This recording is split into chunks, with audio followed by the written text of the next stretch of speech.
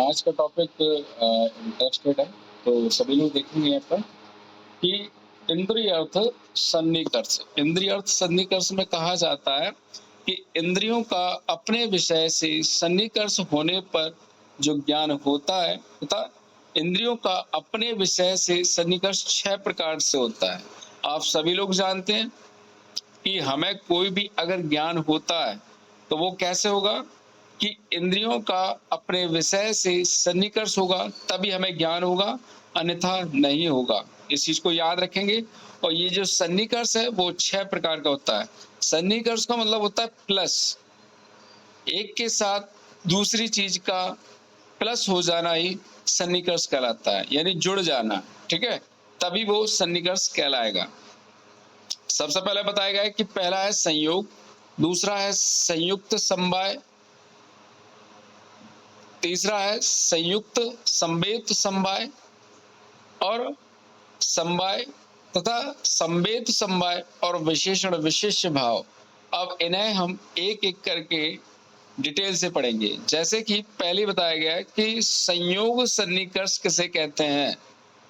ये अक्सर 10 नंबर में क्वेश्चन आता है कि इंद्रिय अर्थ सन्निकर्ष कितने प्रकार के बताए गए हैं। तो आपको बताना है कि इंद्रिय अर्थ सन्निकर्ष 6 प्रकार के बताए गए हैं, जिसमें से पहला प्रकार है संयोग सन्निकर्ष। फिर कहा गया है, इसमें कहते हैं कि चक्षुषा घट प्रत्यक्ष जनने अत्र या सन्निकर्षा स संयोग सन्निकर्ष। अर्थात सभी लोग याद रखेंगे कि यहाँ पर चीजें बताई गई हैं कि जो संयोग सन्निकर्ष है, तो वहां पर सबसे पहले यही बताया गया है कि जैसे आपके आंखों के सामने, यानी कि चक्षु का घट से जो संयोग हो रहा है, तो उसे हम क्या कहेंगे, संयोग सन्निकर्ष। अर्थात आप सभी लोग जानते हैं कि आपके सामने कोई घड़ा रखा हुआ है और उस घड़े को आप देख रहे हो, अर्थात आपकी चक्षु इंद्रिय द्वारा घड़े का संयोग जो हो रहा है वो क्या है, वही आपका संयोग सन्निकर्ष है। ठीक है, जो भी आपको चीज दिख रही है ना, यहाँ पर घड़े का एक सिंपल सा उदाहरण दिया गया है, क्योंकि घड़े से ही और भी बाकी के उदाहरण हमारे क्लियर हो जाएंगे। तो आंखों के सामने जो घड़ा दिख रहा है वो क्या है, आपका संयोग सन्निकर्ष कहलाता है। फिर नेक्स्ट देखते हैं कि संयुक्त समवाय सन्निकर्ष क्या होता है। सभी लोग याद रखेंगे कि संयुक्त समवाय सन्निकर्ष में कि घट रूपस्य प्रत्यक्षम येन भवति सा संयुक्त समवाय सन्निकर्ष। इन सभी के श्लोक भी आप सभी लोग याद रखोगे, क्योंकि एक एक लाइन के श्लोक हैं और अच्छे नंबर मिलेंगे इसमें। फिर यहाँ पर बताया गया है कि जैसे मैं आपको घड़ा दिखा रहा हूं, सामने आपके रखा हुआ है, सभी इमेजिन करिए, ये देखो ये घड़ा है, ठीक है, इसमें इस तरीके से ये घड़ा, ठीक। तो ये अभी तक जब आपको घड़ा दिख रहा था तो ये क्या था, आपका संयोग था।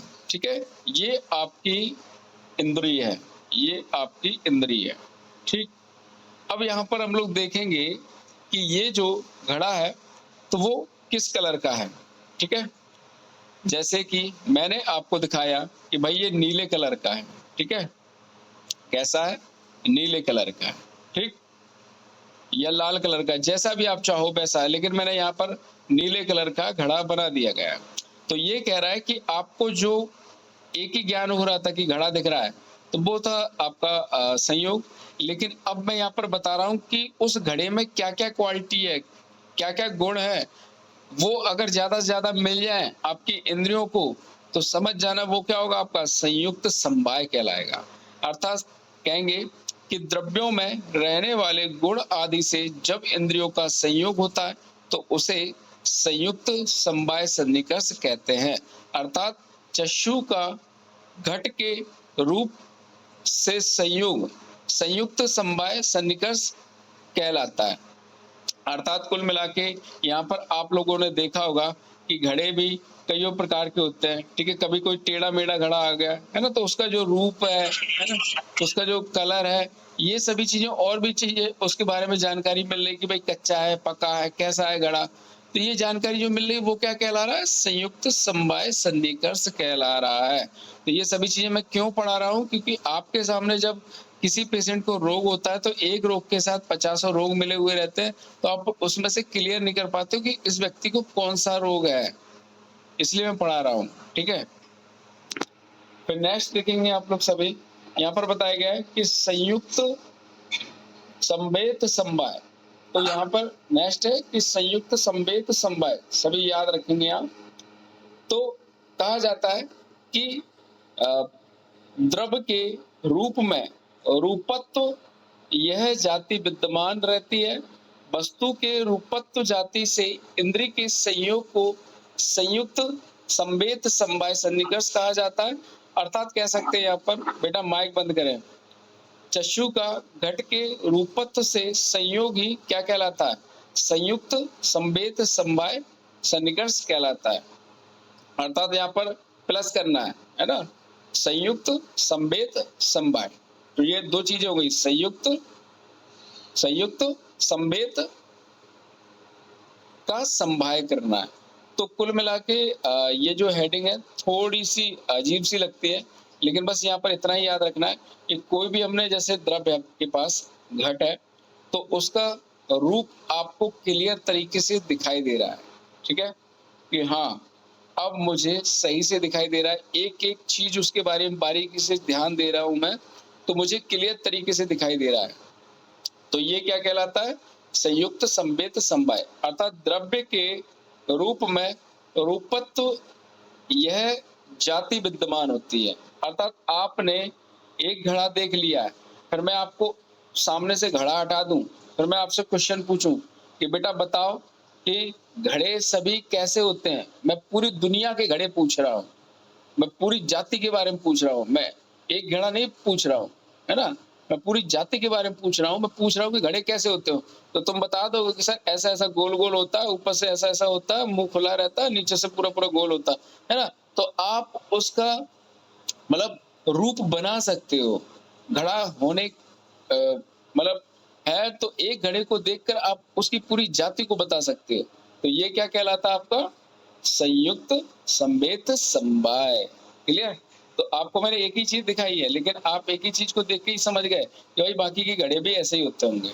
ठीक, चलो नेक्स्ट देखते हैं। यहाँ पर मेन है इंपोर्टेंट इसमें, संयुक्त संवेद समवाय में जाति विद्यमान इज वेरी वेरी इंपोर्टेंट। बाकी में जाति नहीं थी, क्योंकि मैं एक ही घड़े को दिखा रहा था, लेकिन यहाँ पर घड़े का कुल दिखा दिया है। ठीक, फिर यहाँ पर देखें कि समवाय सन्निकर्ष इज वेरी वेरी इंपोर्टेंट। तो समवाय सन्निकर्ष में सभी लोग याद रखें कि कर्ण शब्दश्च प्रत्यक्षम अस्ते समवाय सन्निकर्ष। अर्थात कहा गया है कि आपके कानों का जो शब्द सुनाई देता है, ठीक है, कानों का शब्द से संयोग होना ही क्या कहलाता है? समवाय सन्निकर्ष कहलाता है। क्लियर? समवाय सन्निकर्ष क्या होता है कि आपके कानों तक जो शब्द जा रहा है, तो ये क्या कहलाता है? समवाय सन्निकर्ष कहलाता है।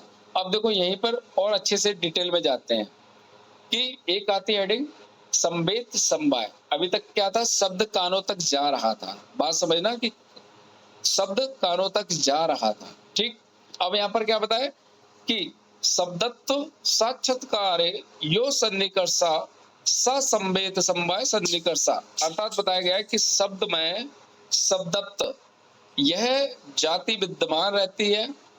शब्द के शब्दत्व जाति से इंद्रिय के संयोग को संवेद समवाय सन्निकर्ष कहते हैं। अर्थात बताया गया है कि कण का शब्द के शब्दत्व से संयोग होना ही क्या कहलाता है? संवेद समवाय कहलाता है। अर्थात अभी तक हम लोग जो पढ़ते हुए आए थे वो हम लोग घड़े के बारे में चल रहा था। ठीक है, फिर आपको कण के बारे में देखना है कि कान तक जो शब्द आ रहा है वो क्या था आपका? वो आपका था समवाय सन्निकर्ष। लेकिन अब हमें देखना है कि ये जो शब्द आ रहा है, जैसे एक किसी डॉग ने भौंका, है ना, या बिल्ली ने आवाज दी, तो आपको एक शब्द सुनाई दे रहा है, तो वो तो आपको समझ में आ रहा है कि भाई ये हो गया हमारा समवाय सन्निकर्ष। ठीक है, कि डॉग ने भौंका, है ना, या बिल्ली ने आवाज दी, तो ये क्या था, समवाय सन्निकर्ष था। लेकिन अब हम क्या कर रहे हैं कि हमारे सामने वो जो जानवर है, तो उनकी एक वॉइस सुनने के बाद हमको ये लग रहा है कि बाकी के डॉग भी इसी तरीके से भौंकते होंगे, ठीक है? बाकी की बिल्ली भी इसी तरीके से बोलती होंगी, क्योंकि हमने पूरी जाति के बारे में जानकारी ले ली है। तो ये क्या हो जाता है, संवेद समवाय सन्निकर्ष। अर्थात इसी प्रकार से आपको बीमारियों में देखना है। ये कहाँ के लिए बताया गया है, जैसे कहीं पर भी कोई भी एपिडेमिक ये कोई बीमारी फैल जाती है तो आपको बताना है, देखना है कि भाई इसमें भी ये लक्षण है, तो मे भी हो सकता है कि 10 लोगों में और भी हो सकते हैं ऐसे।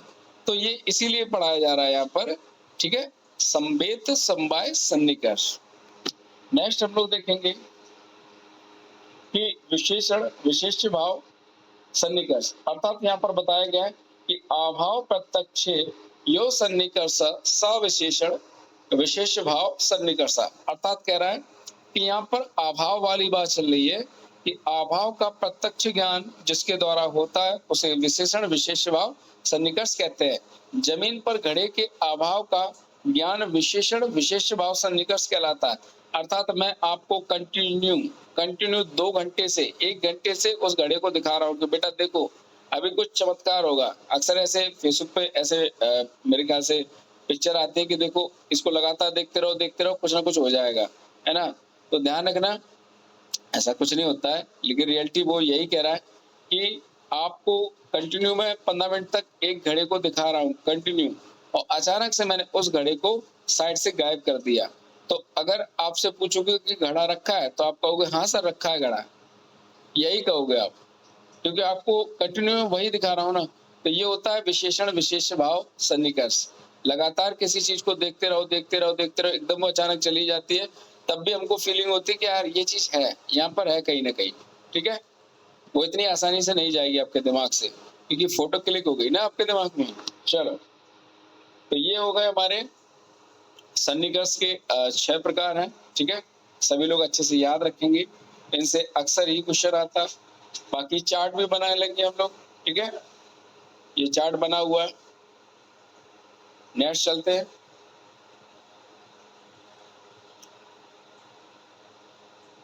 सभी लोग याद रखें कि त्रयोदश करण अलग से पूछ लिया जाता है। 5 नंबर पूछ लिया जाए कि त्रयोदश करण क्या होता है। अर्थात 13 कारण आपको बताना है। किसी भी ज्ञान को प्राप्त करने के लिए आपके पास 13 कारण होते हैं। उन्हीं कारण के द्वारा ही आप ज्ञान प्राप्त कर सकते हो। ये अलग से पूछेगा वो, तो आपको बताना है कि त्रयोदश कारण में आपके पास क्या है, इंद्रियां हैं 10। कौन कौन सी? 5 तो आपकी ज्ञान इंद्रिय हैं और 5 आपकी कर्म इंद्रिय हैं। फिर आप लोग याद रखेंगे कि 3 आपके पास महान, यानी कि मान को बुद्धि कहा जाता है, अहंकार और मन। 3 चीजें ये आपको जोड़ देना, तो ये क्या हो जाता है, त्रयोदश कारण कहलाता है। त्रयोदश कारण आपको बताना है, इन्हीं के द्वारा ज्ञान प्राप्त होता है।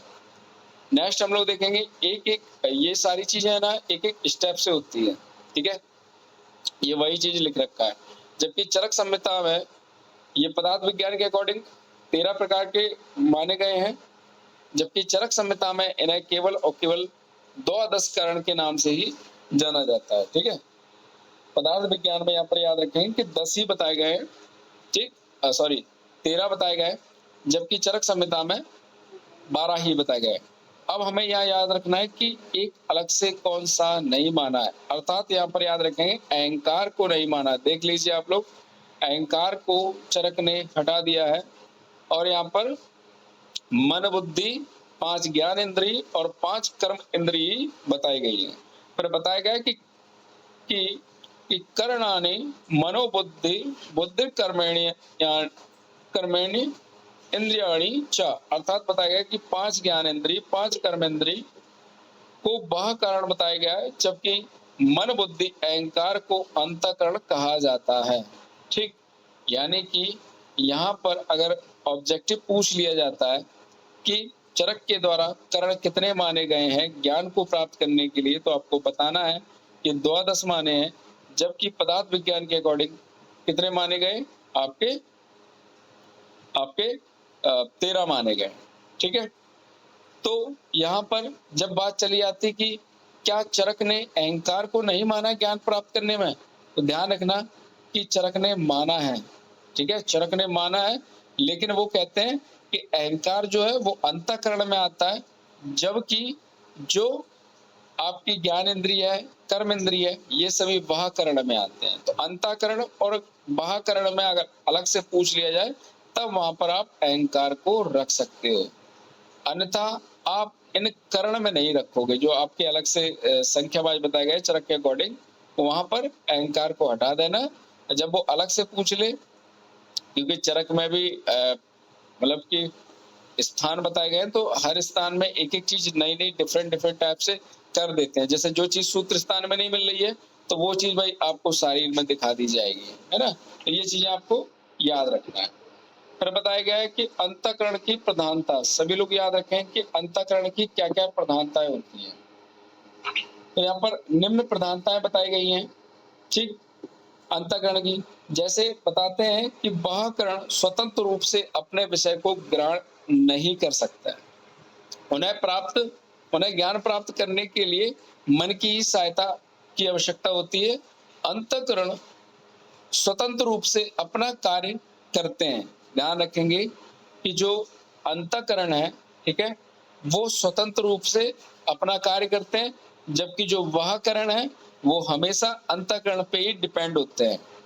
आपके जो बाहर की जो इंद्रियां हैं, वो अंतःकरण पे तो डिपेंड है, लेकिन अंतःकरण वाले जो लोग हैं, वो खुद से ही ज्ञान प्राप्त कर लेते हैं, वो किसी पे डिपेंड नहीं होते हैं। ध्यान रखना इस चीज को। फिर बताया गया कि वह इंद्रिय केवल वर्तमान का ज्ञान ही कर सकती हैं। अंतःकरण क्या होता है? वर्तमान, भूतकाल, भविष्यकाल, इन तीनों का ज्ञान कर सकता है, ठीक है? तो ये सत्य है।